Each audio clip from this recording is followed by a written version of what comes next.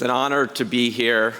It's great to have an excuse to visit Oslo. And I'm especially happy since this is by far the biggest screen that I've ever been able to work with. While my subject is contemporary Americans' preferences in federal government architecture, I'd like to begin by noting that a nation's most important architecture is its public buildings, since these structures are intended to express ideas and values. They speak to who we are as a people and who we wish to be. They shape our consciousness. Like Pericles, the builder of the Parthenon in ancient Athens, all great statesmen have recognized the importance of architecture for the body politic. As Mies van der Rohe once said, architecture is the true battleground of the spirit. After much of the British Parliament was severely damaged by German bombing in World War II, Winston Churchill gave a speech calling for rebuilding the Parliament exactly as it was. He famously said, "We shape our buildings, thereafter our buildings shape us." Among America's most important buildings, public buildings, are those built by and for the federal government. The country's founders took great care in choosing the design of the nation's capital and its core buildings of government. George Washington and Thomas Jefferson personally oversaw the competitions to design the Capitol and White House and actually influenced the designs themselves. As you may know, both Washington and Jefferson were talented architects in their own right. Jefferson advised that Americans, quote, "Architecture is among the most important arts, and it is desirable to introduce taste into an art which shows so much." Jefferson had great ambitions for new American architecture. He aimed, quote, "to improve the taste of my countrymen, to increase their reputation, to reconcile them to the respect of the world, and procure them its praise." Washington and Jefferson consciously decided that the plan of Washington, D.C., and its most important structures were to be classical in design, the physical manifestation of the American form of government and its political aspirations, including such values as good order, benevolent hierarchy, and reason. This decision connected the Capitol to the ideals of Republican Rome and democratic Athens. Believing the classical tradition to be time-honored and timeless, Jefferson expressed his personal desire for a Capitol designed after, quote, "one of the models of antiquity which have had the approbation of thousands of years." He understood that the noble architecture of antiquity was the constant measure of permanent values. The founders invented a national idiom using the traditional vocabulary and grammar from the classical world. The White House and Capitol, the National Mall, and the plan for the entire city, these are universally recognized symbols of the United States that Americans take pride in. In a national poll by the American Institute of Architects, those government buildings were listed among Americans' top 10 favorite buildings. Now, if you'll allow me to give a quick overview of the history of federal architecture. This is the first important public building in the United States. This is the Virginia Capitol, designed by Thomas Jefferson himself, and it was based on the Temple of Nimes in France. This, of course, is the White House, continuing the classical tradition. This is the original design for the U.S. Capitol, which was chosen by competition. As you probably know, the dome was ultimately increased in size. This is a Second Bank of the United States, Greek Revival design in 1824. The Patent Office in Washington, D.C. Here's an example of a more eclectic style that became prevalent in the late 19th century. This is an Italian Renaissance design in Savannah, Georgia. This is the Custom House in New York City, a Beaux-Arts design designed by Cass Gilbert. This example I like a lot. This is just a small little post office in a town that no one's ever heard of, just showing the dignity that was provided for even humble buildings. Well, it doesn't look so humble, but even humble locations. Okay, let me stop there. In 1901, the Treasury Department codified existing practice by making classicism the official federal style.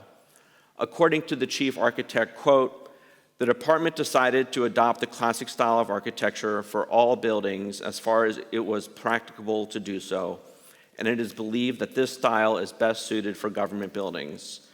The experience of centuries has demonstrated that no form of architecture is so pleasing to the great mass of mankind as the classic, or some modified form of the classic, and it is hoped that the present policy may be followed in the future in order that the public buildings of the United States may become distinctive in their character." Instead of squelching good design, after this directive, there was an efflorescence of authentic American architecture in which citizens could take pride, including such beautiful buildings as the National Archives and the U.S. Supreme Court, which were built in the quote-unquote modern era. This I've already shown is one of those post-1901 buildings. Later, in the 1930s, Washington, D.C.'s monumental core was essentially completed with the Federal Triangle.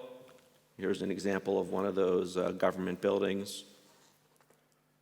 We also saw historic styles throughout the country. Here's a more Spanish or Mexican-influenced design in Waco, Texas. This is a federal courthouse. Also, colonial revival designs. This is Cass Gilbert's skyscraper courthouse in New York City, demonstrating how the classical tradition can be used to build very large buildings. And this, of course, is the U.S. Supreme Court.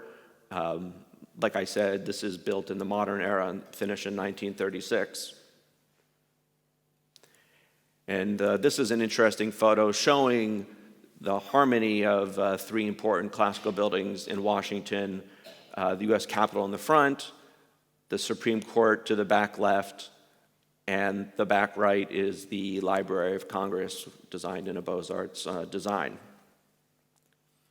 After World War II, however, the newly created General Services Administration, the agency responsible for all federal buildings and courthouses, abandoned classicism in favor of modernism.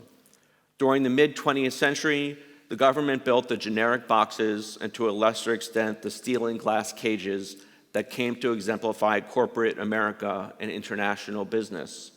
It was the architecture of rational bureaucracy. The aesthetic line between public and private buildings was erased. Federal buildings were indistinguishable from commercial office buildings. This was no accident, since many modernists explicitly rejected the idea that buildings should show their purposes.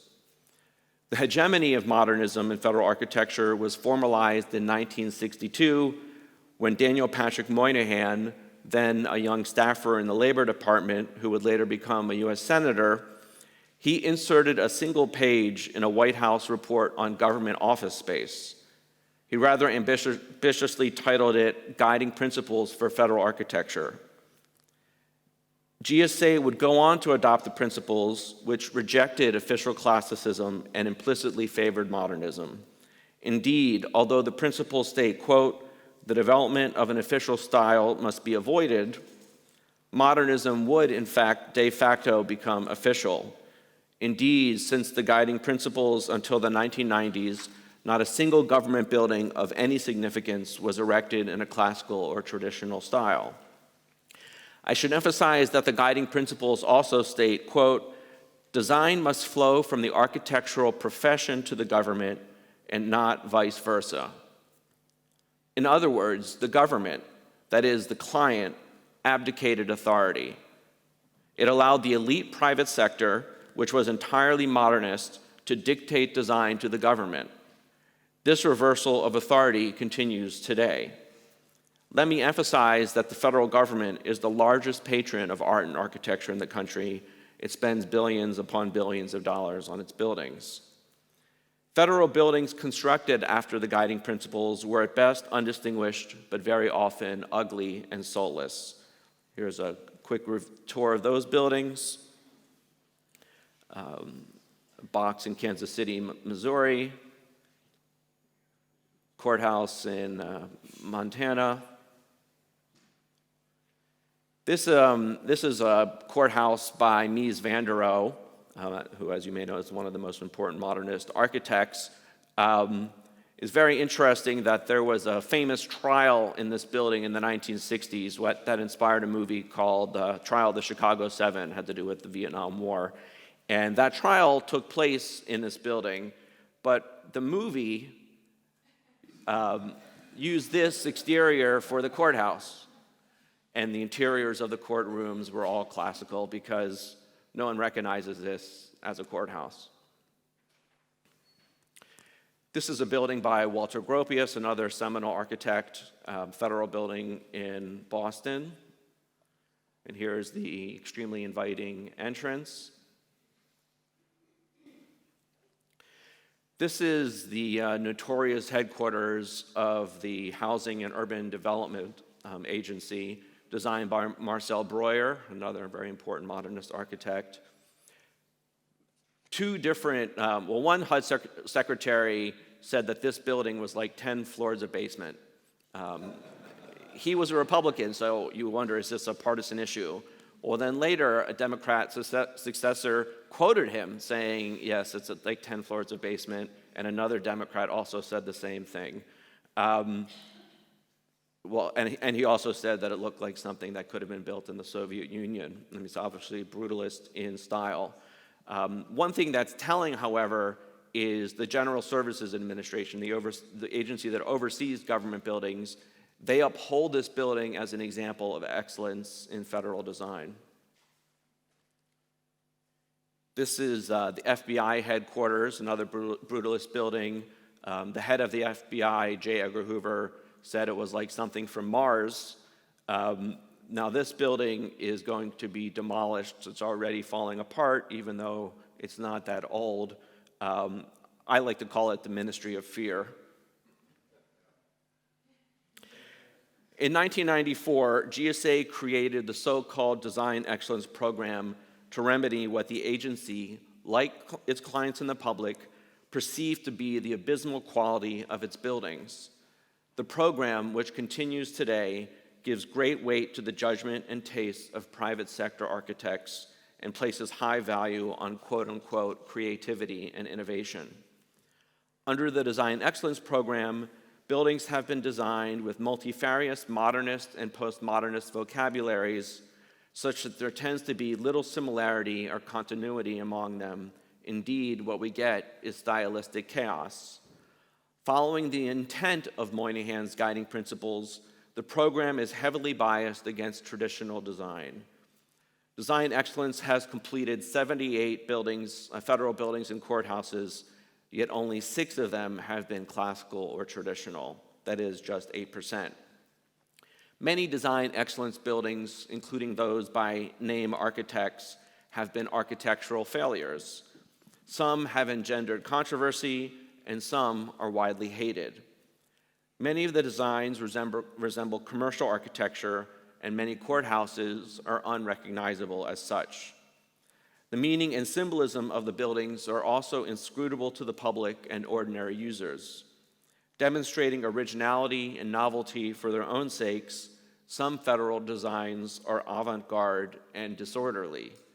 Furthermore, the buildings often show little recognition of their locale and urban context. Here are some of the buildings built under the current Design Excellence Program.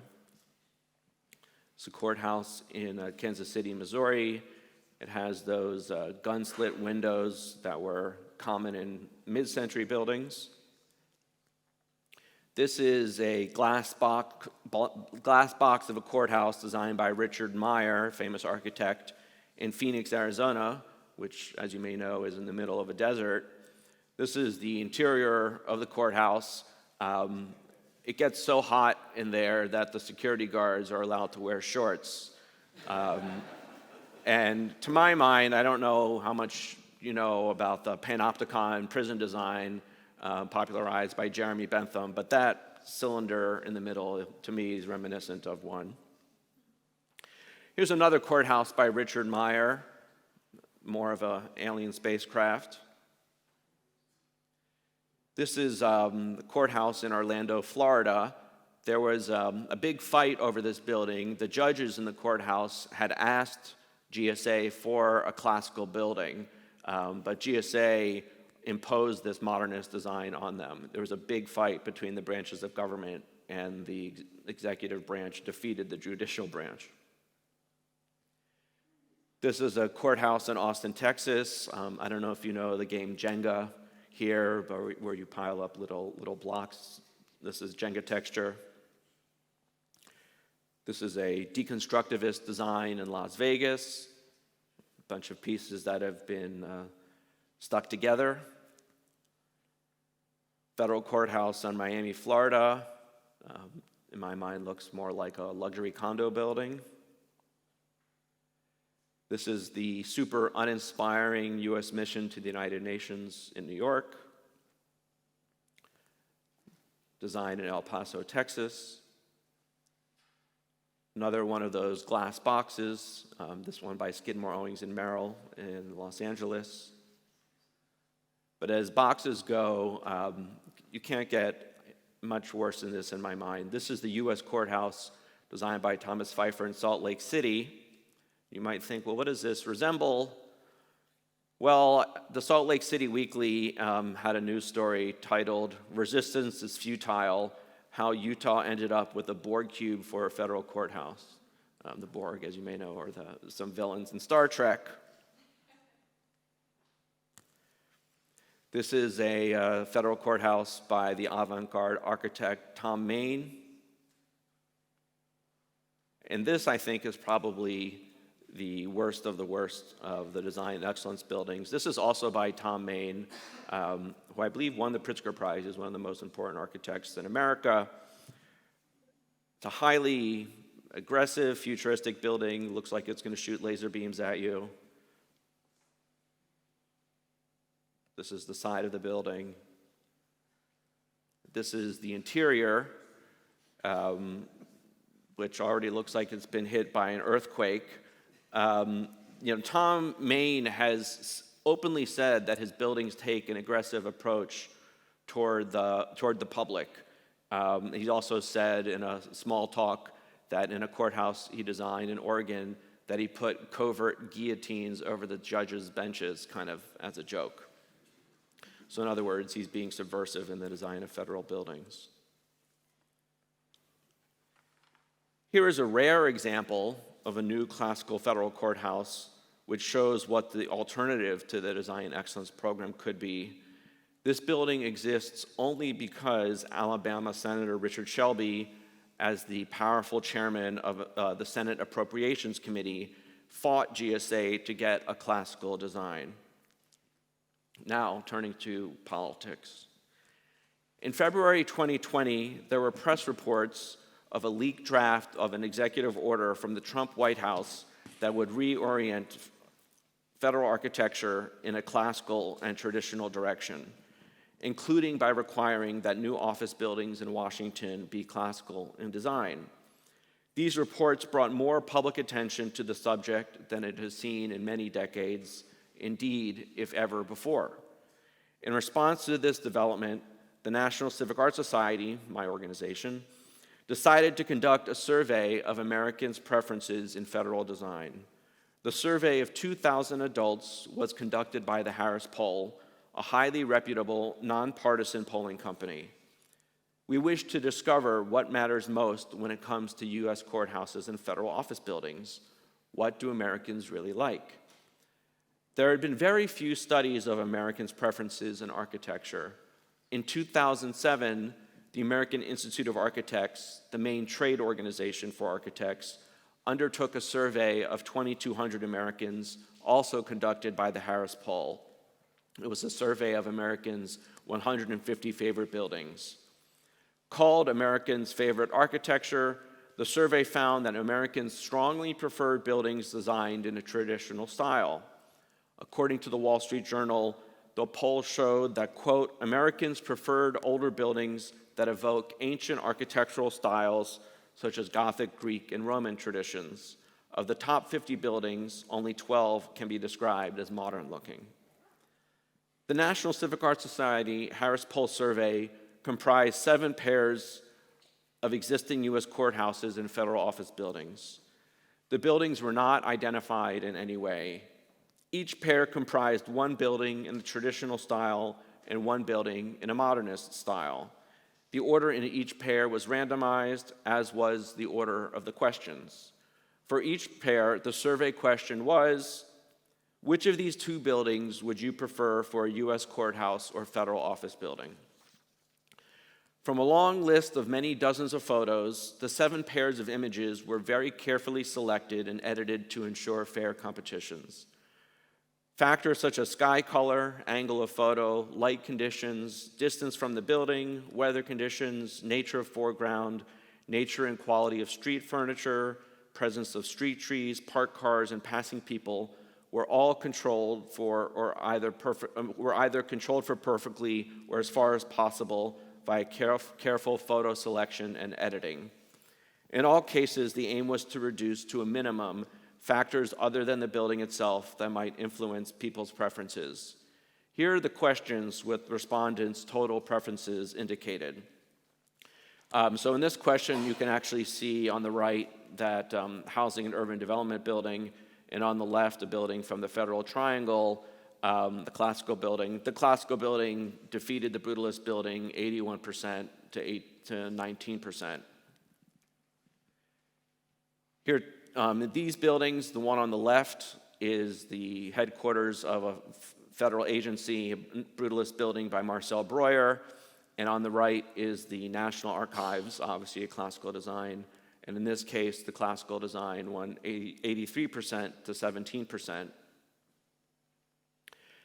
Here we have Richard Meyer's courthouse on the right, on the left, and a Beaux-Arts design. Again, the Beaux-Arts design demolished the modern design. Here's an example of 2 more courthouses, or a courthouse and a federal building. Here were smaller buildings. That courthouse, that Spanish-influenced courthouse on the right, won 60 to 40.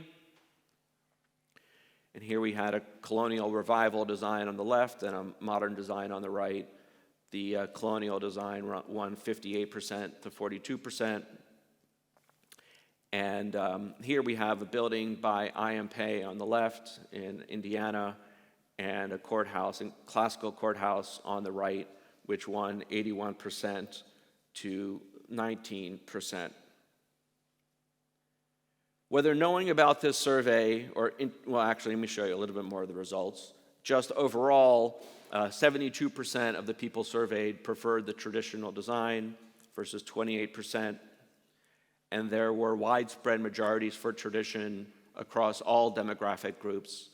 This, for instance, is political party affiliation, showing that 73% of Republicans supported tradition, 70% of Democrats supported tradition, and 73% of independents. There was also strong support for traditional design, regardless of race or ethnicity. The same thing goes for socioeconomic status,